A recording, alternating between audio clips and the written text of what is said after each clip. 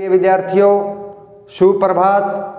आज हम बीए प्रथम वर्ष में प्रथम पेपर में यूनिट नंबर 3 के अंतर्गत हमारा नेक्स्ट जो टॉपिक है वो है रहीम। तो आज का हमारा पाठ रहेगा रहीम के बारे में। इससे पहले हमने मीराबाई के बारे में अध्ययन किया था। तो प्ले लिस्ट में जाकर फ्रैंकलिन यूट्यूब क्लासेस की प्ले लिस्ट में जाइए और मीराबाई का जो टॉपिक है उसको ध्यानपूर्वक पढ़िए। तो आज हम शुरू करेंगे रहीम जी के बारे में। तो रहीम जी के बारे में शुरू करने से पहले उनका सामान्य परिचय जान लेते हैं। साहित्य के भक्ति काल के दौरान रहीम का नाम सर्वोपरि लिया जाता है। रहीम का जो जन्म है वो 1556 में जन्म 1556 ईस्वी में लाहौर, जो कि वर्तमान पाकिस्तान में है, 1604 ईस्वी में इनका निधन हो गया था। इनके पिता का नाम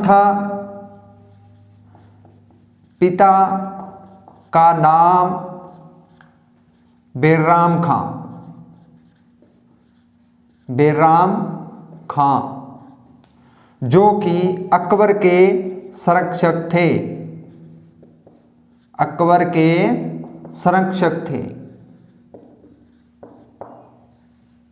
इनकी जो माता है उनका नाम है सलीमा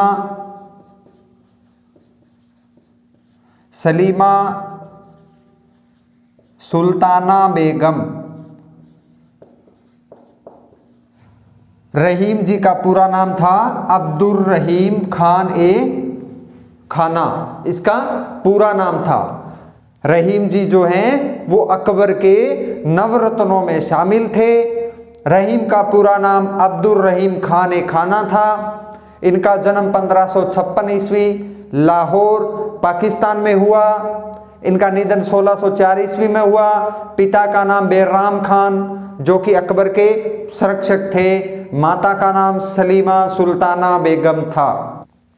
लालन पालन अकबर की देखरेख में हुआ और अकबर ने इन्हें पाटन गुजरात की जागीर जो है वो प्रदान की थी। और अकबर ने रहीम का जो नामकरण है वो अकबर ने दिया। अकबर ने रहीम का जो नाम है, जैसे था अब्दुल रहीम खान खाना, तो वो जो नाम है रहीम वो अकबर ने दिया था। और साथ में अकबर ने एक मिर्जा खान की उपाधि दी थी। मिर्जा खान। एक क्वेश्चन बनता है, छोटा क्वेश्चन बन जाता है कई बार, कि मिर्जा खान की उपाधि रहीम को किसने दी? अकबर ने। और रहीम को रहीम का नाम किसने दिया? अकबर ने। और अकबर ने इन्हें जागीर दी पाटन गुजरात की। रहीम जी जो हैं अरबी, फारसी, तुर्की, हिंदी और संस्कृत के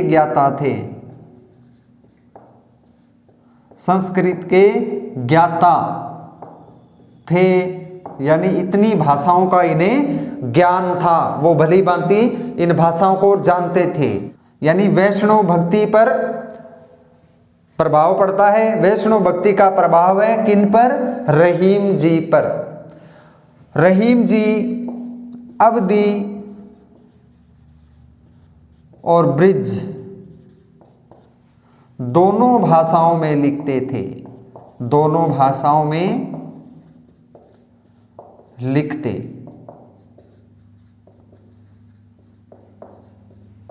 रहीम जी जो हैं अवधी और ब्रिज दोनों भाषाओं में समान रूप से वो लिखते थे।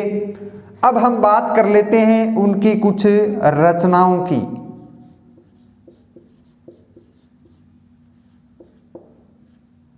रहीम जी की रचनाएं जो है वो कौन कौन सी थी? कुल इनकी 11 रचनाएं प्राप्त हुई हैं। 11 रचनाओं का उल्लेख मिलता है हमें।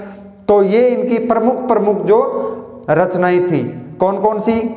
नगर शोभा, बरवे नायिका भेद, रास पंचाध्यायी, मदनाष्टक, श्रृंगार सोरठा, फुटकर छंद। ये इनकी प्रमुख प्रमुख रचनाओं का हमें उल्लेख मिलता है। और रहीम जी अवधी व ब्रिज दोनों भाषाओं में लिखते थे। रहीम जी पर वैष्णव भक्ति का प्रभाव है। रहीम जी को तुर्की, फारसी, हिंदी, अरबी, संस्कृत के भाषाओं का ज्ञान उन्हें था। रहीम जी के पाठ से हमें जो क्वेश्चन बनता है वो क्या है कि नीति की दृष्टि से रहीम का काव्य उच्च कोटि का है। यानी रहीम जी ने नीति उपदेशात्मक जो हैं वो दोहे लिखे हैं, जो कि आम जन के लिए थे कि कैसा व्यवहार हो, नीति कैसी हो, कैसा आचरण हो, उसको लेकर लिखा है। तो प्रश्न है कि नीति की दृष्टि से रहीम का काव्य उच्च कोटि का है या रहीम दोहावली में नीति उपदेशात्मक का सरस चित्रण हुआ है, सोदाहरण समीक्षा कीजिए। परीक्षा में क्वेश्चन इस प्रकार से आता है, या तो नीति की दृष्टि से रहीम का काव्य उच्च कोटि का है या रहीम दोहावली में नीति उपदेशात्मक का सरस चित्रण हुआ है, सोदाहरण समीक्षा कीजिए। इस प्रकार क्वेश्चन पूछा जाता है तो उसका आंसर क्या होगा वो हम देख लेते हैं। तो जो रहीम जी ने जो दोहे लिखे थे नीति उपदेशात्मक की दृष्टि से, जो भी काव्य लिखे हैं वो सभी उच्च कोटि के हैं। रहीम जी के दोहों से हमें नीतिगत आचरण की जो है वो जानकारी मिलती है, नीति संबंधी जानकारी मिलती है, व्यक्ति का व्यवहार कैसा हो, किस प्रकार व्यक्ति जो है दूसरों के साथ व्यवहार करे, आचरण करे। तो इस सब बातों का हमें ज्ञान इस दोहों से मिलता है, रहीम जी के काव्यों से। तो सबसे पहला जो पॉइंट रहीम जी ने जो कहा है वो कहा है स्वाभिमान की रक्षा। सबसे पहला है स्वाभिमान की रक्षा। रहीम जी ने अपने दोहों में कहा है कि प्रत्येक व्यक्ति को स्वाभिमान की रक्षा करने का उपदेश दिया है। यानी स्वाभिमान की रक्षा का उपदेश दिया है रहीम जी ने, और कहा है कि मनुष्य को वहीं जाना चाहिए जहां उनका आदर हो। मनुष्य को वहीं जाना चाहिए जहां मनुष्य का आदर हो। साथ ही साथ में मनुष्य की प्रतिष्ठा का सवाल भी उन्होंने कहा। मनुष्य को प्रतिष्ठा का ध्यान रखना चाहिए। मनुष्य को अपनी प्रतिष्ठा का ध्यान रखना चाहिए और मनुष्य को जहां आदर हो वहीं जाना चाहिए, बिना आदर के किसी भी जगह नहीं जाना चाहिए। ये कहा था रहीम जी ने अपने दोहों में। यानी स्वाभिमान की रक्षा, व्यक्ति को अपने स्वाभिमान की रक्षा खुद करनी चाहिए, ध्यान रखना चाहिए, ये उपदेश दिया है। और प्रतिष्ठा हो वहीं जाना चाहिए और प्रतिष्ठा का ख्याल रखना चाहिए। कैसे? जैसे उन्होंने अपने दोहों में कहा है कि मान सहित विष खाए के शंभु भये जगदीश। मान सहित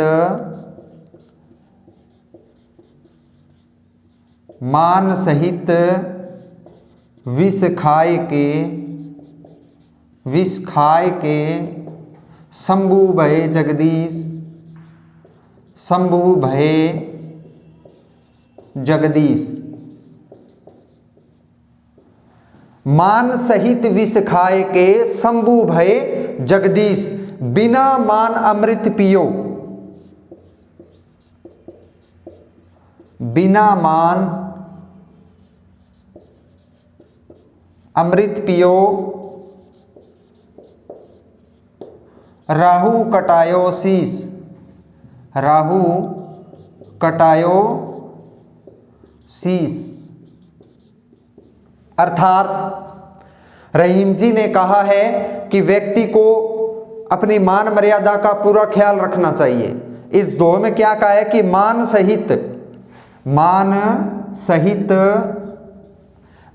सहित विष खाए के शंभु भय जगदीश, बिना मान अमृत पियो राहु कटायो शीश। इसमें कहा है कि शंभु यानी जो भगवान शिव थे, उन्होंने जब समुद्र मंथन हो रहा था तो भगवान समुद्र मंथन के दौरान विष निकला था, तो सभी देवताओं ने भगवान शिव से ये आग्रह किया और मान सहित उनको कहा, मान सम्मान दिया और कहा, तो भगवान शिव ने वो अमृत जो है मान सहित विष खाए के, मान के सहित वो विष जो है भगवान शिव ने पिया था। तो पूरे जगत में, ब्रह्मांड में वो एक जगदीश कहलाए, वो एक देवता कहलाए, यानी शंभु भय जगदीश, यानी भगवान शिव है वो ईश्वर का रूप हो गए, ईश्वर बन गए, क्योंकि सभी ने उनको विष पिलाया था लेकिन मान सहित विष पिलाया, फिर भी वो ईश्वर बन गए जगत का कल्याण करने के लिए। दूसरी लाइन में बिना मान अमृत पियो राहु कटायो शीश, और दूसरी लाइन में वही बात है कि समुद्र मंथन के दौरान जब अमृत निकलता है तो जो राहु होता है वो बिना मान के वो अमृत पी लेता है, चोरी छुपे वो अमृत पी लेता है, देवताओं की लाइन में चला जाता है, तो अमृत पीने पर भी उसका शीश कट जाता है। कहते हैं कि अमृत पीने से अमर हो जाता है, तो शीश जो है अमृत पीने से भी उस राहु का शीश कट गया। कहने का तात्पर्य ये है कि रहीम जी ने कहा है कि व्यक्ति का जहां पर आदर सम्मान हो व्यक्ति को वहीं जाना चाहिए, अपने मान प्रतिष्ठा का ध्यान रखना चाहिए, स्वाभिमान की रक्षा का उपदेश दिया है कि मान सहित विष खाए के शंभु भय जगदीश, बिना मान अमृत पियो राहु कटायो शीश। तो नंबर 1 पर रहीम जी के काव्यों में हमें स्वाभिमान की रक्षा का उदाहरण मिलता है। दूसरा, रहीम जी के काव्यों में दानशीलता का वर्णन किया गया है कि उन्होंने अपने काव्यों में व्यक्ति को दानशील जो है बनने की और याचना न करने का उल्लेख किया है। रहीम जी ने अपने काव्यों में व्यक्ति को दानी यानी व्यक्ति जो है वो दानी होना चाहिए, दानशीलता का वर्णन किया है, और कभी याचना न करने का आग्रह किया है। रहीम जी ने अपने काव्यों में दानशीलता का वर्णन किया है और कभी याचना न करने का यानी कभी किसी से न मांगने का, याचना करने का आग्रह किया है। दूसरा पॉइंट था दानशीलता।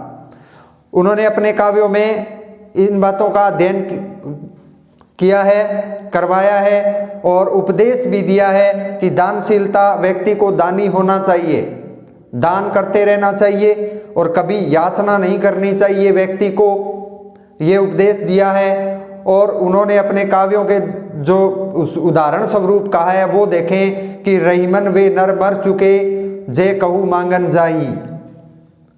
देखें कि रहीमन वे नर मर चुके, रहीमन वे नर मर चुके जे कहू मांगन जाही, जे कहू मांगन जाही। रहीमन वे नर मर चुके जे कहू मांगन जाही, उनते पहले वे मुए, उनते पहले वे मुए जिनके मुख से निकसत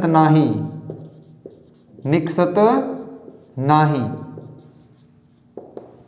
तो इसमें रहीम जी ने कहा है दानशीलता का वर्णन किया, यानी व्यक्ति को दानी होना चाहिए, कभी याचना नहीं करनी चाहिए। तो रहीमन वे नर मर चुके जे कहू मांगन जाई। रहीम जी कहते हैं कि वे प्राणी या वे नर मरे हुए के समान हैं जो कहीं मांगने जाते हैं।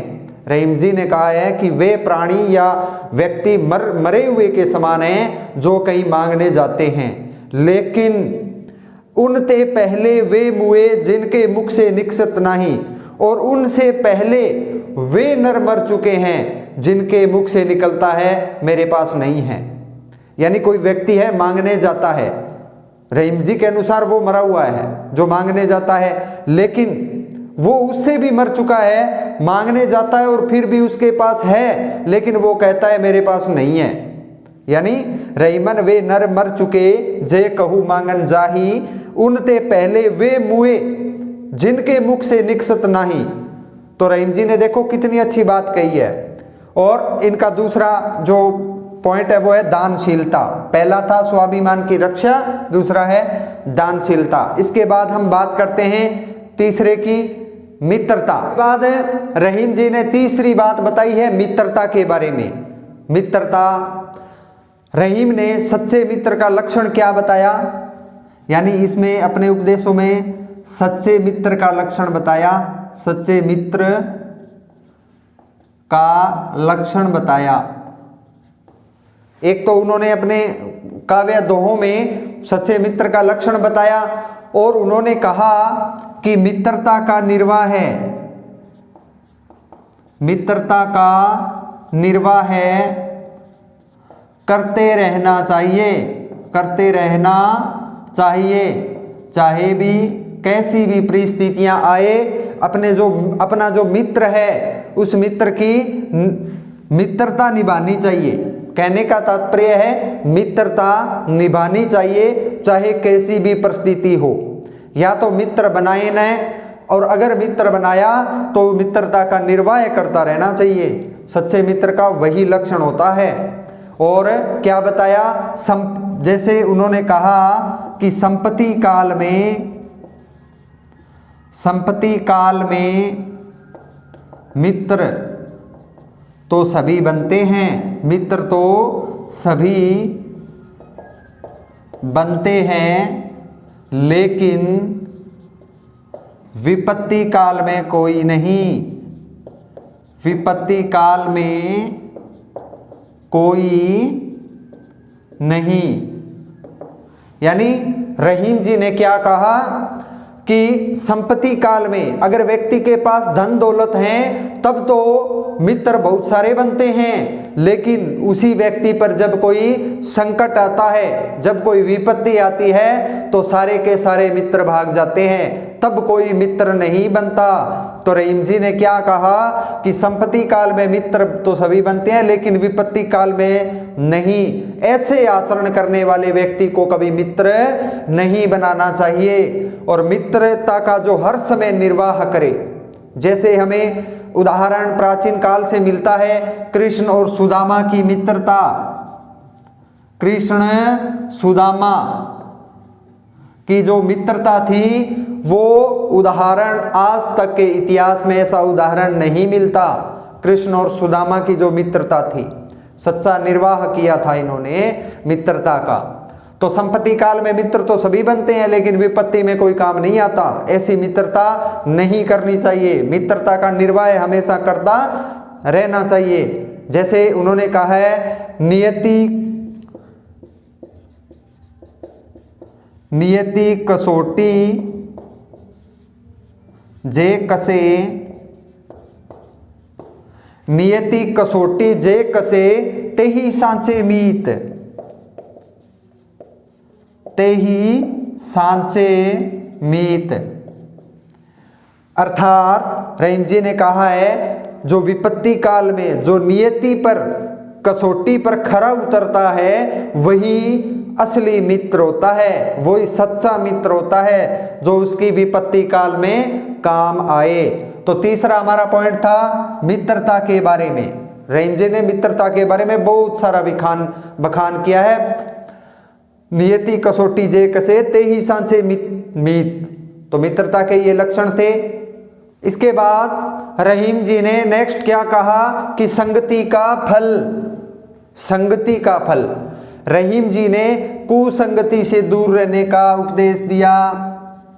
क्या कहा कि कुसंगति से दूर रहना चाहिए, दूर रहना चाहिए। व्यक्ति को चाहिए कि वो कुसंगति से हमेशा दूर रहे, क्योंकि उन्होंने कहा है कि व्यक्ति जैसी संगति करेगा उसको वैसा ही फल मिलेगा। अगर बुरी संगति करेगा तो उसे बुरा फल मिलेगा, जबकि अगर अच्छी संगति में है तो उसके साथ अच्छा होगा। कहते हैं ना कि जैसी करनी वैसी भरनी, तो संगति का फल रहीम जी ने अपने काव्यों में बताया और कहा कि कुसंगति से हमेशा दूर रहना चाहिए। इसके बाद नेक्स्ट उन्होंने कहा परोपकारशीलता, परोपकारशीलता।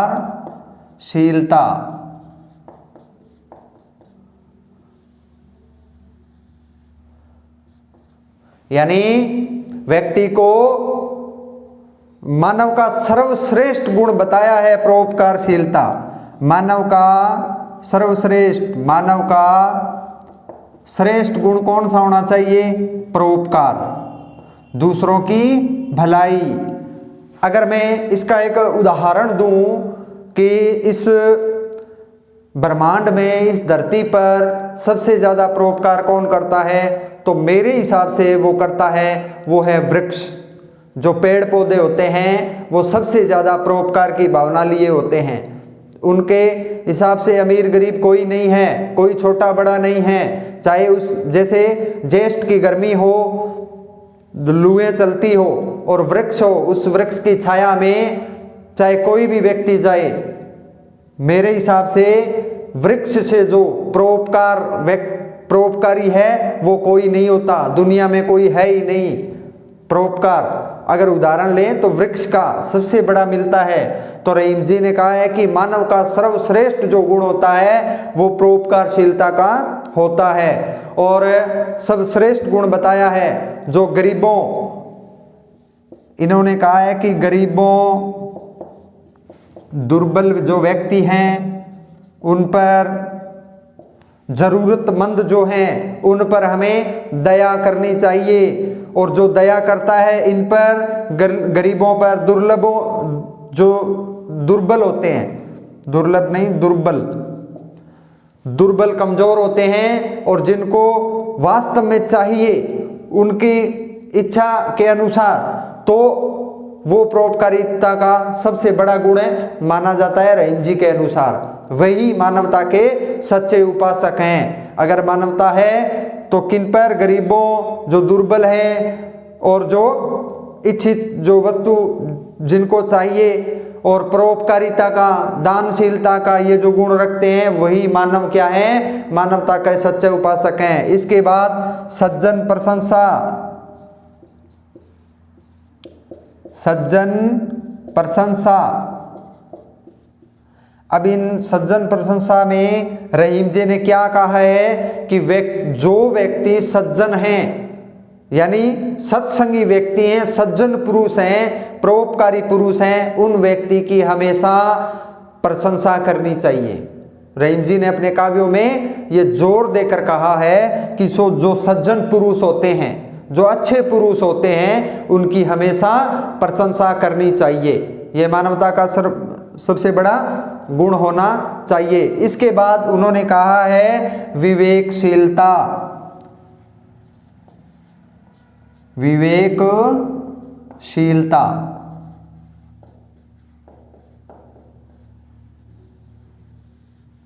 इसके बाद जो सर्वश्रेष्ठ जो गुण है वो विवेकशीलता का होगा कि व्यक्ति को अपने हित और अहित का ध्यान रखना चाहिए।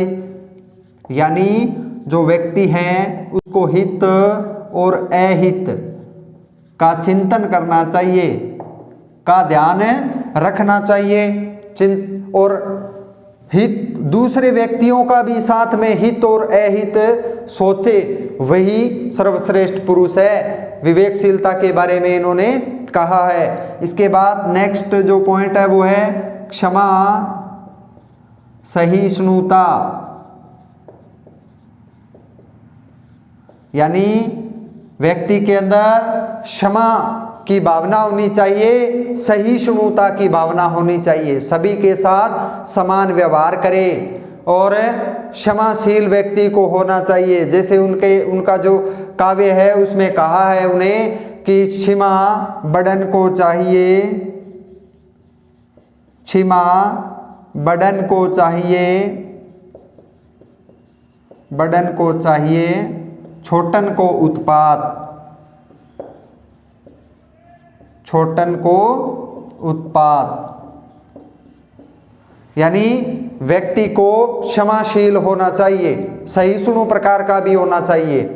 और इससे क्या होता है, इससे व्यक्ति का यश का प्रसार होता है, यश का प्रसार होता है, व्यक्ति के यश का प्रसिद्धि मिलती है उसको। क्षमा और सहिष्णुता व्यक्ति के अंदर होनी चाहिए। इसके बाद है 9 नंबर पे स्वार्थपरता की निंदा, स्वार्थपरता की निंदा। रहीम जी ने कहा है स्वार्थपरता की निंदा की है कि व्यक्ति को स्वार्थी प्रकार का नहीं होना चाहिए, यानी केवल अपने हित के बारे में सोचे ऐसा व्यक्ति नहीं होना चाहिए, स्वार्थी व्यक्ति नहीं होना चाहिए। स्वार्थी व्यक्ति के आचरण की निंदा की है रहीम जी ने। और साथ में उन्होंने अपने एक प्रसिद्ध दोहे में क्या कहा है कि काज परे कछु और है, काज सरे कछु और। क्या कहा, काज परे कछु और है, काज परे कछु और है, काज सरे कछु और, काज सरे कछु और। काज परे कछु और है, काज सरे कछु और। रहीमन भंवरी के भय, रहीमन भंवरी के भय नदी सिरावत मोर, नदी सिरावत मोर। देखो कितनी अच्छी बात कही है, स्वार्थपरता की निंदा की है इसमें। स्वार्थी नहीं होना चाहिए कि काज परे कछु और है, काज सरे कछु और। रहीमन भंवरी के बहे नदी सिरावत मोर। अर्थात व्यक्ति को जब काम होता है तब व्यक्ति का आचरण और व्यवहार अच्छा होता है, कुछ और होता है। जब व्यक्ति का काम हो जाता है, जब उसका काम सर जाता है, हो जाता है, तब उसका व्यवहार बदल जाता है। जैसे रहीमन भंवरी के भय, जैसे जो मोर पंख होते हैं वो शादी के समय, फेरों के समय तो उसको सिर पर धारण किया जाता है। जब शादी हो जाती है, फेरे हो जाते हैं, तो उसी मोर पंख को नदी में प्रवाहित कर दिया जाता है, नदी में विसर्जन उसका कर दिया जाता है, उसको तिरा दिया जाता है। काज परे कछु और है, काज सरे कछु और। रहीमन भंवरी के भय नदी सिरावत मोर। यानी व्यक्ति को जब काम होता है तो कुछ और व्यवहार होता है, जब काम हो जाता है तो कुछ और व्यवहार हो जाता है, यानी बदलाव आ जाता है, स्वार्थ की भावना आ जाती है। और उसका उदाहरण उन्होंने दिया कि जब शादी के समय जो मोर पंख, जिसको सेवरा, जो मोर के पंख होते हैं उसको सर पे धारण करते हैं, जब शादी हो जाती है तो उसके बाद उसी मोर पंख को सिर पर से उतार के नदी में प्रवाहित कर दिया जाता है। तो इसके बाद रहीम जी ने क्या कहा कि कर्मण्यता, कर्मण्यता यानी कर्म को महत्व। जैसे गीता में भी कहा गया है, कर्म का महत्व बताया गया है कि व्यक्ति को कर्मशील होना चाहिए, कर्म करते रहना चाहिए, फल की इच्छा नहीं करनी चाहिए। तो वैसे भी रहीम जी ने कहा है कर्मण्यता, कि रहीम ने कर्म योग का प्रतिपादन किया। रहीम ने कर्म योग का प्रतिपादन किया, यानी कर्म योग का समर्थन किया, प्रतिपादन किया इन्होंने। और अपनी लाइन में उन्होंने कहा भी है अपने दोहों में कि पासे अपने हाथ में, पांसे अपने हाथ में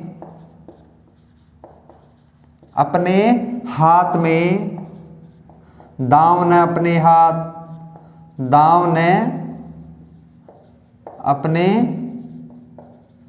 हाथ। उन्होंने कहा है कि पांसे अपने हाथ में दाँव न अपने हाथ। उन्होंने कहा है कि व्यक्ति को कर्म करते रहना चाहिए, फल की इच्छा नहीं करनी चाहिए। वैसे ही कहा है कि व्यक्ति को पासे फेंकने, जैसे महाभारत में द्यूत क्रीड़ा जो थी, एक खेल था जिसको चौसर कहते हैं। तो वो व्यक्ति का काम क्या है कि पासे वो फेंक सकता है, वो काम कर सकता है, लेकिन उस पासे में क्या आएगा क्या नहीं आएगा, उसके अनुसार आएगा या उसके विपरीत आएगा, वो अपने हाथ में नहीं है। पासे अपने हाथ में, दाँव न अपने हाथ। तो कभी रहीम जी ने कर्मण्यता का संदेश दिया है कि व्यक्ति को कर्मशील होना चाहिए। इसके बाद उन्होंने कहा है समय का महत्व। रहीम जी ने कहा है कि समय हमेशा गतिशील है। समय क्या है? गतिशील है, यानी समय जो है वो गति करता रहता है और गतिशील है। उसके गतिशीलता का महत्व उन्होंने अपने काव्यों में कहा है, अपने दोहों में कहा है। जैसे अगर उनके कुछ लाइनों की अगर हम बात करें कि समय पाए फल होत है, समय पाए फल होत है,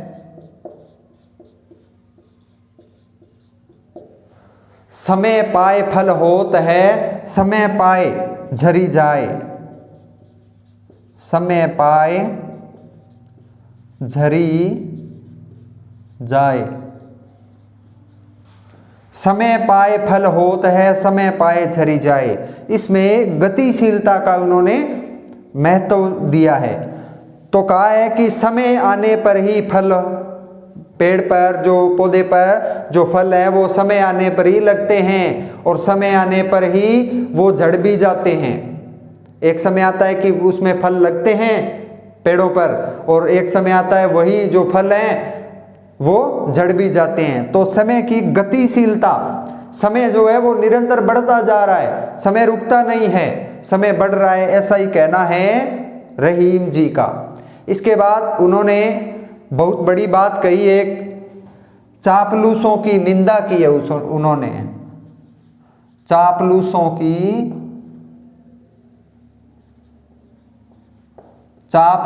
की निंदा रहीम जी ने अपने काव्यों में जो चापलूस जो व्यक्ति होता है उसकी हमेशा निंदा की है और चापलूस जो व्यक्ति होता है उससे हमेशा हमें दूर रहना चाहिए। चापलूसों की निंदा की है। तो ये था हमारा क्वेश्चन कि नीति की दृष्टि से रहीम का काव्य उच्च कोटि का है। 100 उदाहरण जो है हमें समीक्षा करनी थी। तो इतनी सारी बातों का हमने यहाँ पर अध्ययन किया है कि व्यक्ति को संगति का जो फल हमेशा कुसंगति से दूर रहना चाहिए, परोपकारशीलता व्यक्ति के अंदर होनी चाहिए, सज्जनों की प्रशंसा करनी चाहिए, विवेकशीलता होनी चाहिए, क्षमा सहिष्णुता होना चाहिए और उसके बाद स्वार्थपरता की निंदा उन्होंने की है, कर्मण्यता का संदेश दिया है और समय का महत्व उन्होंने बताया है, चापलूसों की उन्होंने निंदा की है। ऐसी बहुत सारी दानशीलता का वर्णन किया है, परोपकारशीलता का वर्णन उन्होंने किया है। ऐसी बहुत सारी अच्छी और नीति उपदेशगत उन्होंने बातें की है। तो ये था हमारा क्वेश्चन, नीति की दृष्टि से रहीम का काव्य उच्च कोटि का है। अब हमें क्वेश्चन देखना है दूसरा कि रहीम के काव्य में भाव पक्ष और कला पक्ष का विवेचन मिलता है, तो उसको हमें बताना है कि रहीम के काव्य में भाव पक्ष में क्या है और कला पक्ष में क्या मिलता है। तो इसके दो पार्ट है, भाव पक्ष और कला पक्ष।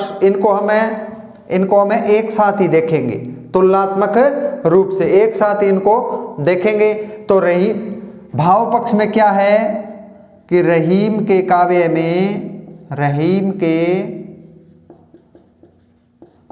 में भक्ति की प्रधानता है, भक्ति की प्रधानता या भाव मिलता है। रहीम के काव्य में क्या है? भक्ति की प्रधानता का उल्लेख हमें मिलता है। रहीम के काव्यों में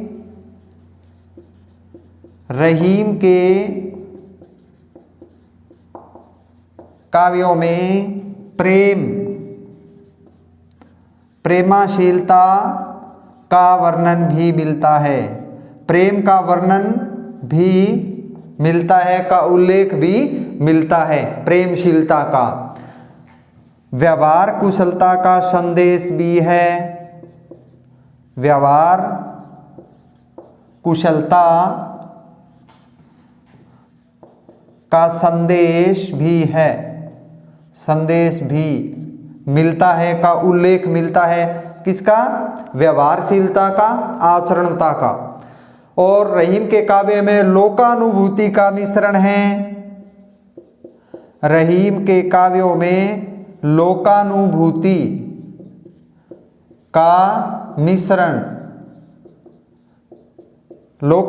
का मिश्रण भी मिलता है।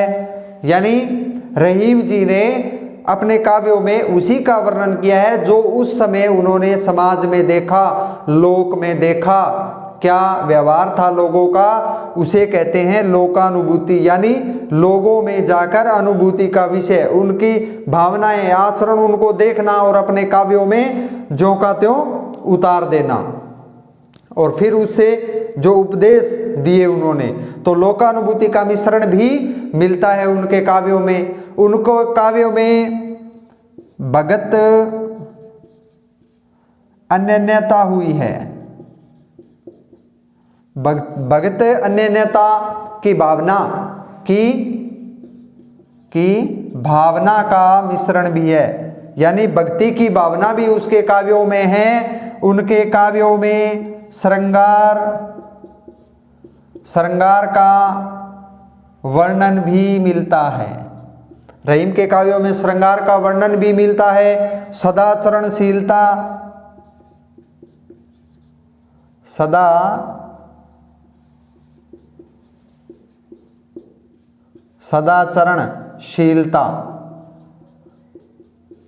का वर्णन भी मिलता है।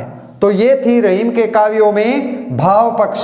देखें एक बार फिर से, रहीम के काव्य में भक्ति की प्रधानता है, रहीम के काव्यों में प्रेम भक्ति का वर्णन है, प्रेमाशीलता का वर्णन है, व्यवहार कुशलता का संदेश भी है, लोकानुभूति का मिश्रण भी मिलता है, भगत अनन्यता की भावना भी उसमें है, यानी भक्ति की भावना समाहित है, श्रृंगार का वर्णन भी उनके काव्यों में मिलता है, दोहों में मिलता है, सदाचरणशीलता भी उसके काव्यों में मिलती है। तो ये थे रहीम के काव्यों में भाव पक्ष। अब हम बात करते हैं रहीम के काव्यों में कला पक्ष क्या था। कला पक्ष का विवरण भी हमें साथ ही साथ देख लेते हैं। तो रहीम के काव्यों में कला पक्ष का अर्थ है कि उसके काव्यों की जो लेखन शैली थी वो कैसी थी। उन्होंने दोहे, जो काव्य, जो रचनाएं लिखी है, उनकी शैलियाँ कैसी थी, क्या क्या उनमें था, तो वो देख लेते हैं कि रहीम के काव्य में ब्रिज प्लस अवधी दोनों भाषाओं का मिश्रण है, दोनों भाषाओं का मिश्रण है। यानी उन्होंने रचना ब्रिज और अवधी दोनों में की है। इसके बाद उनकी रचनाओं में खड़ी बोली की प्रधानता है। खड़ी बोली में भी उन्होंने लिखा है, और उसकी एक रचना है बहुत ही महत्वपूर्ण रहीम जी की खड़ी बोली में, वो है मदनाष्टक।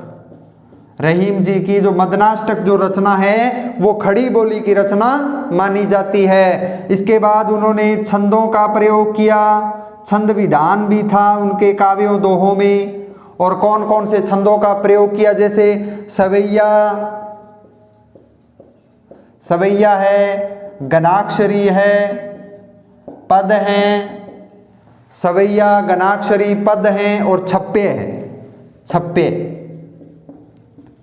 छप्पे छंद का भी उन्होंने प्रयोग किया है। इसके बाद उनकी अलंकार योजना भी विशिष्ट है, अलंकारों का भी उन्होंने प्रयोग किया है। और कौन कौन से अलंकारों का किया है, यमक श्लेष, यमक श्लेष, उत्प्रेक्षा, यमक श्लेष, उत्प्रेक्षा, रूपक और अनुप्रास इत्यादि अलंकारों का उन्होंने प्रयोग किया है। इसके बाद उन्होंने अप्रस्तुत विधान अपनाया,